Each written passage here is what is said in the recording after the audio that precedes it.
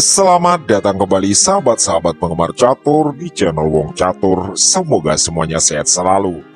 Kali ini kita akan sama-sama membahas permainan spektakuler dari andalan kita, Iren Karisma Sukandar, ketika berhadapan dengan pecatur asal India Bhakti Kulkarni pada tanggal 25 Oktober 2006, atau ketika mereka sama-sama masih berumur 14 tahun.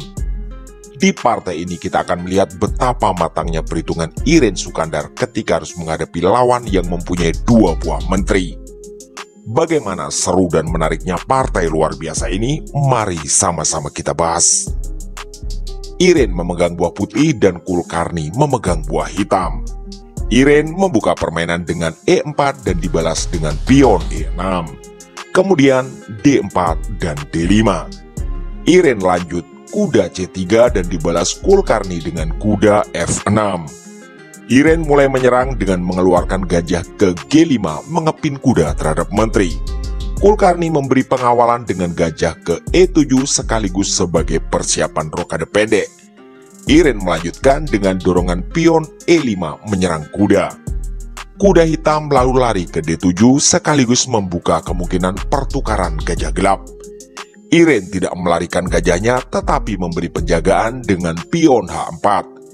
Ini berarti Iren siap mengorbankan pionnya demi membuka lajur H. Kulkarni menolak ide itu dan memilih menyerang gajah dengan pion H6. Iren memulai pertukaran gajah kali gajah dan dibalas menteri kali gajah. Iren mengeluarkan menteri ke G4 memberi ancaman pada pion G7. Hitam mengantisipasi dengan pion G6. Iren kemudian mengeluarkan gajah ke D3 tetap menyasar serangan ke sayap raja. Dijawab oleh Bhakti Kulkarni dengan pion H5 menyerang menteri. Menteri putih lalu bergeser ke F4. Hitam lanjut dengan pion A6. Tentu salah satunya sebagai penjagaan pada petak B5 dari pendudukan kuda atau gajah. Iren merespon dengan melakukan rokade sayap menteri. Dan hitam menjawab dengan dorongan pion ke C5 menawarkan pertukaran pion untuk merusak struktur pion putih di petak pusat. Jika pertukaran ditolak, hitam bisa terus mendorong pion ke C6 menyerang gajah. Iren pun menerima pertukaran pion kali pion. Dan hitam memukul kembali dengan kuda yang sekaligus menyerang gajah di D3. Iren mengeluarkan kuda satunya ke F3 dan Kulkarni memukul kuda kali gajah skak. Dan Iren memukul kuda tersebut dengan menggunakan benteng. Kulkarni lalu kuda ke G7.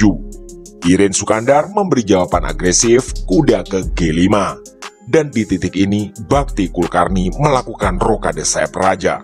Seperti kita tahu, rokade di 2 sayap yang berlawanan menjanjikan pertarungan yang agresif di atas papan. Permainan berlanjut dengan putih benteng ke E1. Kulkarni kuda C5 menyerang benteng. Iren menggeser bentengnya ke F3 menambah tekanan pada pion di petak F7. Kulkarni berusaha menyerang dengan pion B5. Iren membalas dengan serangan di sayap satunya dengan pion G4 menantang pertukaran. Tawaran diterima, pion kali pion dan Iren menteri kali pion. Bhakti Kulkarni lanjut dengan gajah ke B7. Ide sederhananya tentu adalah mendorong pion ke D4 menyerang kuda dan gajah menyerang benteng. Ternyata pecatur andalan kita Iren Sukandar mengabaikan ancaman itu dan terus mendorong pionnya ke H5 menantang pertukaran. Ini menarik dan mari sama-sama kita analisa. Jika di titik ini Kulkarni tetap mendorong pion ke D4, maka Iren bisa menjawab benteng ke F6. Dan jika pion kali kuda, maka Iren pion H5 kali pion. Jika misal hitam pion kali pion B2 skak, Raja Putih akan memukul balik pion. Hitam bisa memainkan kuda ke D6 menyerang benteng. Putih pion kali F7 skak dan dipukul kembali dengan benteng. Putih tentu kuda kali benteng open skak. Di posisi ini, jika Raja Hitam ke H7, maka putih benteng H6 skakmat. Jadi, Raja harus ke F8. Putih bisa menteri ke H4 untuk ancaman skak di H8 atau kuda ke H8 discover skak. Dan Raja Hitam tentu berada dalam bahaya. Atau dalam beberapa variasi lain, Menteri Hitam bisa melayang. Di permainan aslinya, Kulkarni tidak memajukan pion ke D4, tapi memajukan pion yang lain ke B4 menyerang kuda. Iren menyelamatkan kudanya ke D1. Barulah sekarang Kulkarni memajukan pionnya ke D4 memberi ancaman benteng dengan gajah. Iren menggeser bentengnya ke F6. Di sini Kulkarni membuat langkah berani, yaitu mengorbankan kudanya ke D3 skak. Tujuannya sepertinya adalah memberi pengawalan diagonal menteri terhadap pion dalam perjalanan menuju promosi. Pengorbanan diterima oleh Iren, pion kali kuda. Kulkarni lanjut menteri ke C5 skak. Pertahanan terbaik adalah raja ke B1. Tapi Iren memilih jalan lain, yaitu raja ke D2. Kulkarni benteng A ke C8. Tentu ancamannya adalah skakmat di petak C2.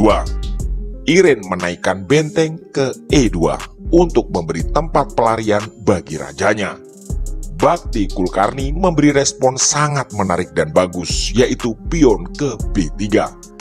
Mari kita coba analisa bersama-sama.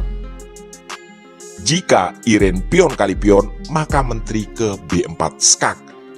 Iren hanya punya satu jalan, yaitu menutup skak dengan kuda. Setelah itu, hitam pion kali kuda skak, dan tentu saja menteri milik Iren akan melayang di langkah selanjutnya. Atau kita coba kemungkinan lain. Misal putih pion kali pion G6 membalas serangan. Tentu hasilnya sama. Menteri B4 skak dan putih harus menutup dengan kuda. Dan setelah pion kali kuda skak, menteri putih akan melayang. Oleh karena itu, di permainan aslinya Iren menggeser raja ke E1. Kulkarni menjawab menteri ke A5 skak sambil menyerang pion A2. Raja putih bergeser ke F1 dan Kulkarni pion kali pion A2. Di sini terlihat jelas pion hitam mustahil dicegah untuk promosi. Apa jawaban Iren? Ternyata dia merespon pion H kali G6. Dan Kulkarni pun mendorong pion A promosi menteri. Sekarang di atas papan, hitam mempunyai 2 menteri. Bukan hanya itu, hitam juga menebar ancaman skakmat dengan menteri pukul kuda. Yang juga tak boleh dilupakan adalah gajah terang milik hitam yang masih mengawal diagonal ini. Apakah Iren terdesak? Sepertinya iya. Tapi tunggu dulu, mari kita lihat jawaban pecatur andalan kita. Iren pion kali F7 skak. Jika raja hitam ke H8, maka menteri putih H5 skak. Raja hitam terpaksa ke G7 dan menteri putih H7 skakmat. Atau jika di posisi ini hitam raja ke G7, kuda kali pion E6 double skak. Jika raja ke H7, maka skakmat dengan menteri di G7. Dan jika raja ke H8, maka skakmat dengan benteng ke H6. Oleh karena itu, di game aslinya Kulkarni memukul benteng kali pion. Iren lalu kuda kali benteng discover skak. Tentu hitam tak bisa ke H7 karena putih benteng H6 adalah skakmat. Sehingga hitam raja ke F8. Iren kuda D6 lagi-lagi discover skak. Satu-satunya pilihan bagi raja hitam adalah ke petak E7. Iren benteng F7 skak. Raja hitam harus ke D8. Dan kita semua tahu lanjutan langkah ini, yaitu menteri G8 skakmat atau G5 juga skakmat. Benar-benar perhitungan yang luar biasa dari seorang Iren Karisma Sukandar. Menteri hitam yang baru saja promosi bahkan belum sempat bergerak sama sekali. Demikianlah permainan cantik dari Iren Karisma Sukandar. Semoga menjadi inspirasi dan referensi bagi kita semua. Mohon dukungan like, komen, share, subscribe, dan doanya agar channel ini selalu belajar dan makin berkembang. Terima kasih telah menyimak, mohon maaf atas kesalahan kata dan sampai jumpa di video catur berikutnya.